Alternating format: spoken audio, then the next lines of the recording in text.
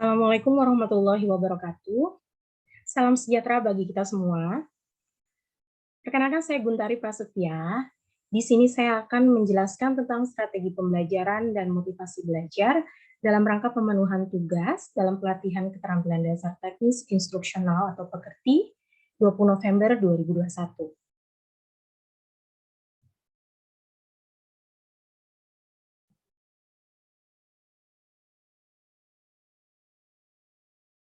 Baik,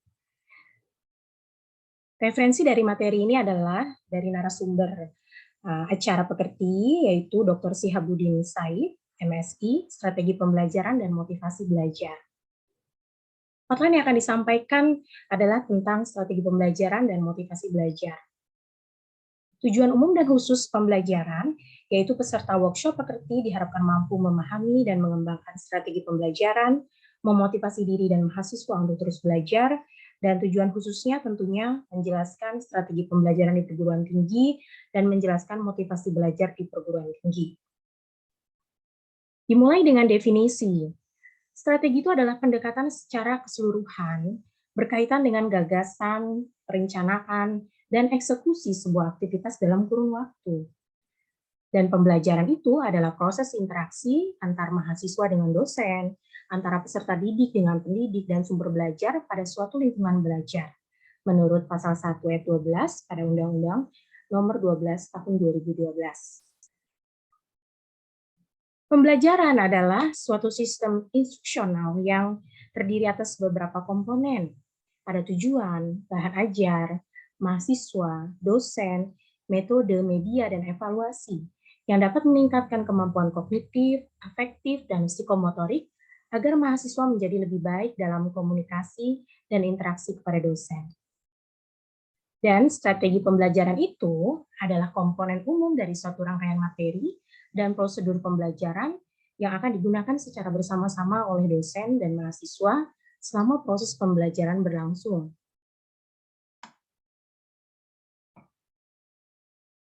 Pengertian lainnya cukup bervariasi dalam konteks pendekatan secara menyeluruh dalam suatu sistem pembelajaran. Terdapat pedoman-pedoman dan kerangka kegiatan untuk mencapai tujuan umum pembelajaran. Melukiskan prosedur yang sistematis dalam membantu usaha belajar mahasiswa, dan mengorganisasikan pengalaman belajar, mengatur dan merencanakan bahan ajar untuk mencapai tujuan pembelajaran tertentu. Kemudian, strategi pembelajaran juga merupakan suatu prosedur pembelajaran dalam membantu usaha belajar mahasiswa, mengorganisasikan pengalaman belajar, mengatur dan merencanakan bahan ajar untuk tercipta proses belajar yang efektif dan efisien untuk mencapai tujuan pembelajaran. Terdapat bermacam-macam strategi pembelajaran, diantaranya yang pertama adalah strategi inquiry. Mengapa inquiry di sini? Karena inquiry di sini berarti adalah bertanya, strateginya bertanya. Ada sejumlah kegiatan pembelajaran yang titik beratnya itu pada proses berpikir analitis dalam mencari dan menjawab pertanyaan.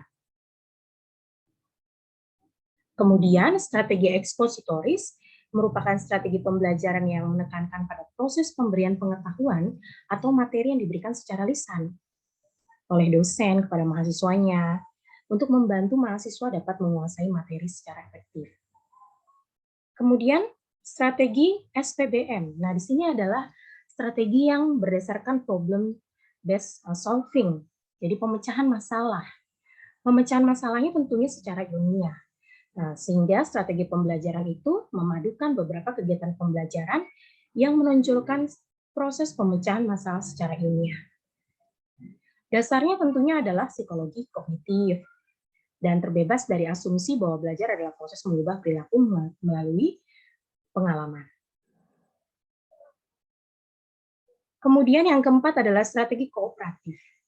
Dari katanya kooperatif, di sini berarti ada kegiatan yang kooperatif di antara mahasiswa.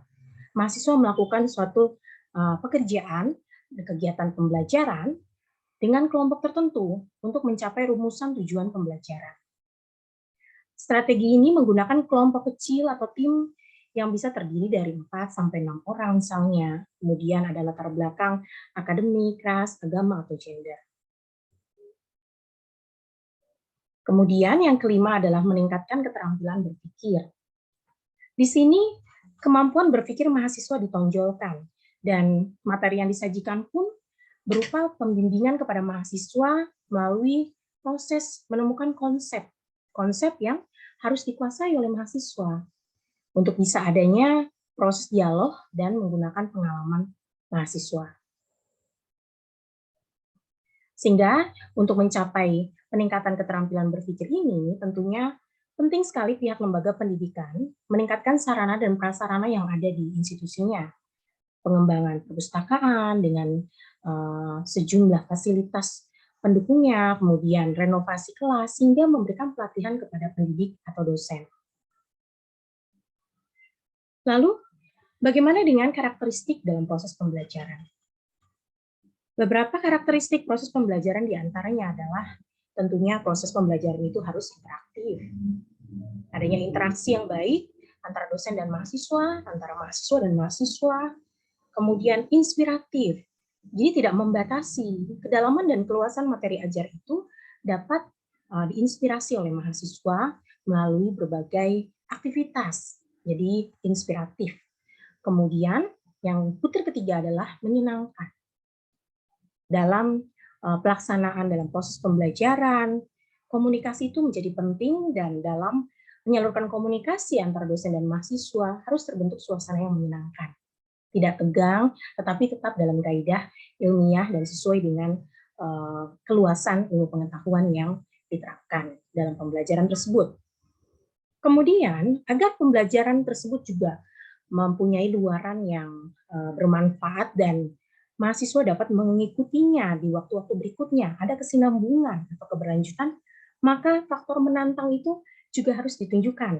Bagaimana proses pembelajaran itu dapat menimbulkan rasa menantang atau challenging factor, sehingga mahasiswa akan terus-menerus curious atau ingin tahu, ya lebih jauh, ingin tahu hal-hal yang terkait di dalamnya, dan dosen pun mengembangkan diri dengan terus dapat memutakhirkan atau mereview kembali dari materi ajar yang disampaikan dalam proses pembelajaran. Kemudian ini penting juga tentunya adalah motivasi. Memotivasi peserta didik untuk aktif. Keaktifan dalam memotivasi peserta didik ini sangat penting sekali dan membutuhkan tentunya motivasi dosen juga untuk melakukannya. Dan tentu yang terakhir dan tak kalah penting adalah memberikan ruang yang cukup bagi prakarsa, kreativitas, dan kemandirian sesuai dengan bakat, minat, dan perkembangan fisik serta psikologis dari peserta didik. Setelah kita mengetahui tentang strategi pembelajaran, karakteristik proses pembelajaran, motivasi dalam belajar merupakan suatu hal yang sangat penting untuk dapat mencapai proses pembelajaran yang sesuai dengan target yang diharapkan dan dapat menerapkan strategi yang tepat. Nah, motivasi dalam definisi harfiahnya, motivasi itu merupakan kekuatan atau energi seseorang yang dapat menimbulkan tingkat persistensi dan entusiasme, sehingga ada rasa ketertarikan, ada semangat, ada suatu keinginan untuk melaksanakan kegiatan tersebut, baik yang bersumber dari dalam individunya, internal atau intrinsik, maupun dari luar individu, eksternal atau ekstrinsik. Nah, kemudian seberapa kuat motivasi yang dimiliki individu itu akan banyak menentukan terhadap kualitas perilaku yang ditampilkannya, baik dalam konteks belajar, bekerja, maupun dalam kehidupan lainnya. Kemudian, motivasi belajar di sini adalah seorang siswa atau mahasiswa belajar karena didorong oleh kekuatan mentalnya. Ada dorongan secara mental yang memotivasi dirinya untuk dapat belajar dengan baik. Keinginan, perhatian, kemauan, atau cita-cita yang dimiliki. Menurut Mujiono, 2009. Kemudian menurut Hamzah, B. Uno, 2008, motivasi belajar adalah dorongan internal dan eksternal pada siswa-siswi yang sedang belajar untuk mengadakan perubahan tingkah laku pada umumnya dengan beberapa indikator atau unsur yang mendukung. Kemudian setelah kita mengetahui motivasi dari definisinya dan motivasi belajar itu sendiri, tentunya apa fungsi atau manfaat dari mahasiswa atau siswa itu memiliki motivasi.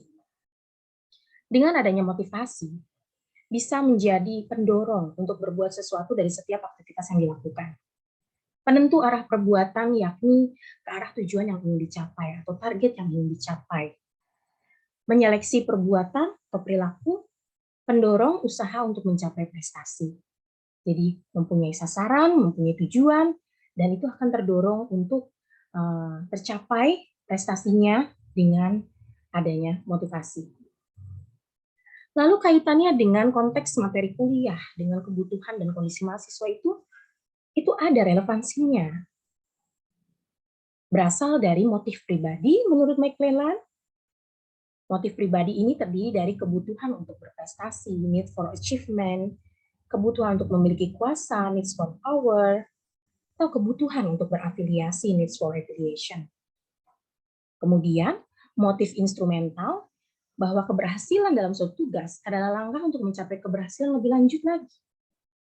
Dan poin terakhir, nilai kultural apabila tujuan yang ingin dicapai sesuai dengan nilai yang dianut oleh mahasiswa dan kelompok.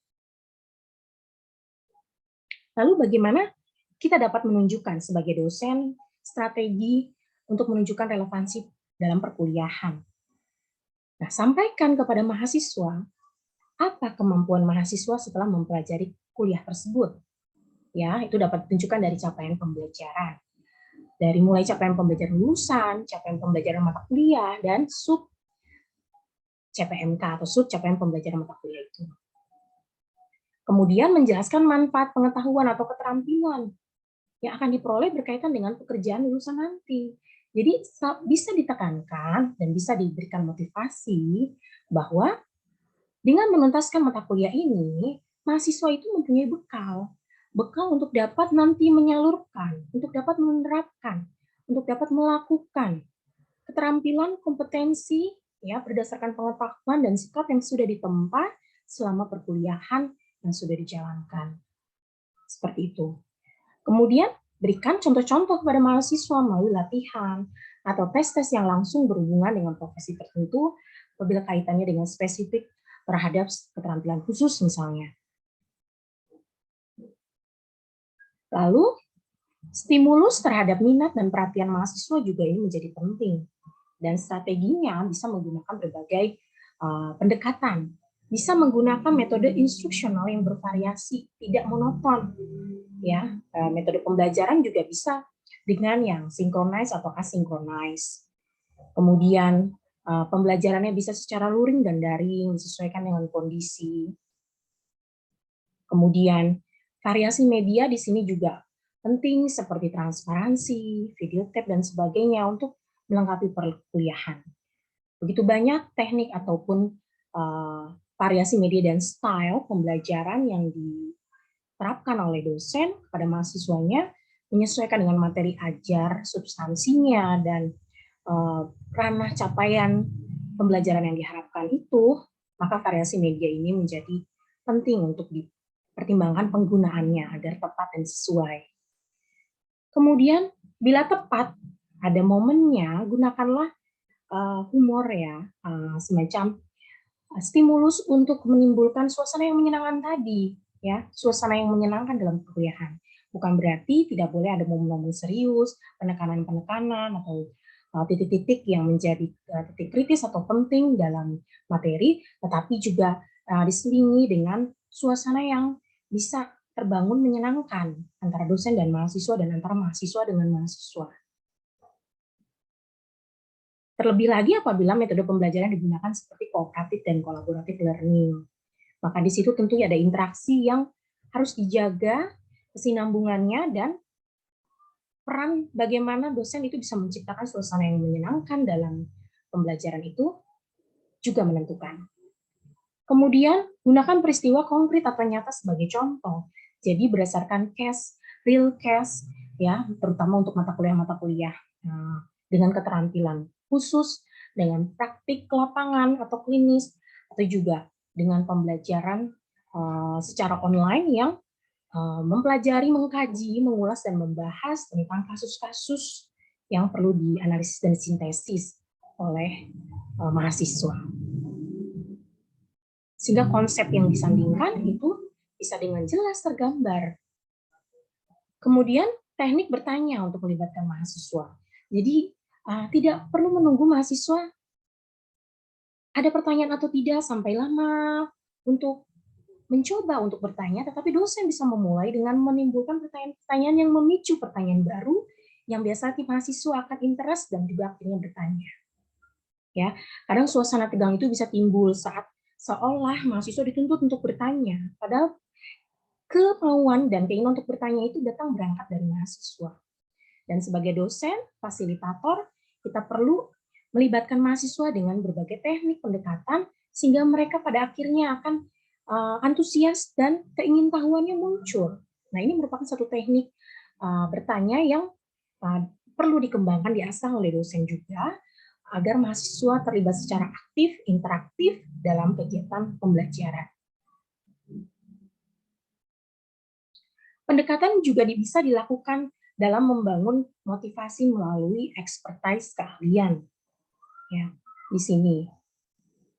Saat mahasiswa terinspirasi menyaksikan melalui video pembelajaran atau melalui channel atau kanal YouTube dan sebagainya, penelusuran, ada expert-expert dalam bidangnya yang sedang dipelajari tentang pengkajian materi tertentu.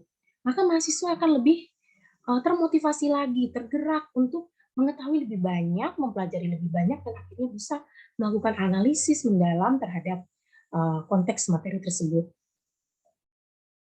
Berasal dari siapa, baik dalam tokoh, figur, atau temuan, ya temuan yang bisa menimbulkan motivasi dalam pembelajaran.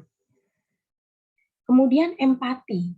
Berdasarkan case-case discussion atau diskusi berbasis kasus problem solving, misalnya dengan konteks kesehatan pada siklus usia daur kehidupan tertentu, maka di situ timbul empati, timbul rasa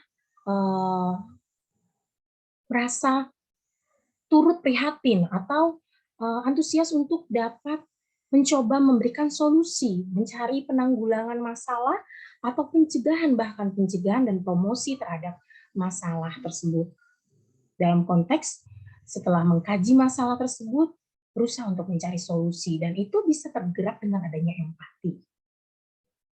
Kemudian tentunya enthusiasm atau antusiasnya mahasiswa untuk melakukan pembelajaran itu membangun motivasinya ke depannya. Dan clarity atau kejelasan, hal-hal yang bersifat mengambang atau meragukan, informasi-informasi yang bersifat belum jelas faktanya dan sebagainya, bisa difasilitasi dengan penelusuran clarity-nya atau kejelasannya, sehingga mahasiswa bisa mempelajari lebih baik dalam konteks pembelajaran yang sedang ditempuh. Kemudian cultural responsiveness atau budaya tanggung jawab.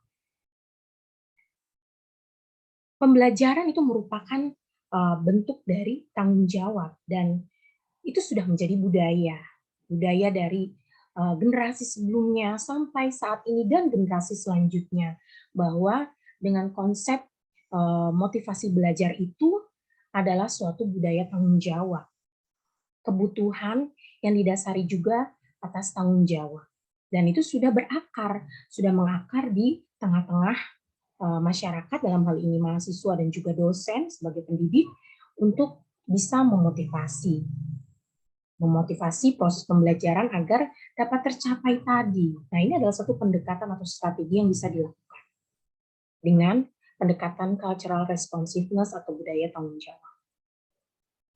Nah, simpulannya adalah strategi pembelajaran adalah rencana kegiatan yang disusun agar tercapai secara efektif dan efisien, dan motivasi itu disesuaikan dengan kondisi, bidang, dan kesulitan yang dihadapi peserta didik, kemampuan yang dimilikinya, dan tujuan yang ingin dicapai.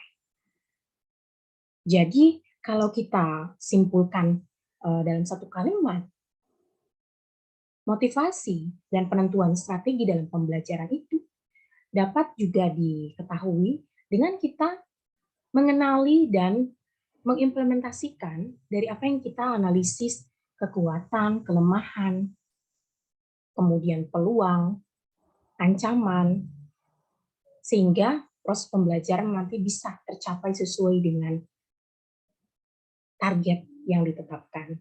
Begitu.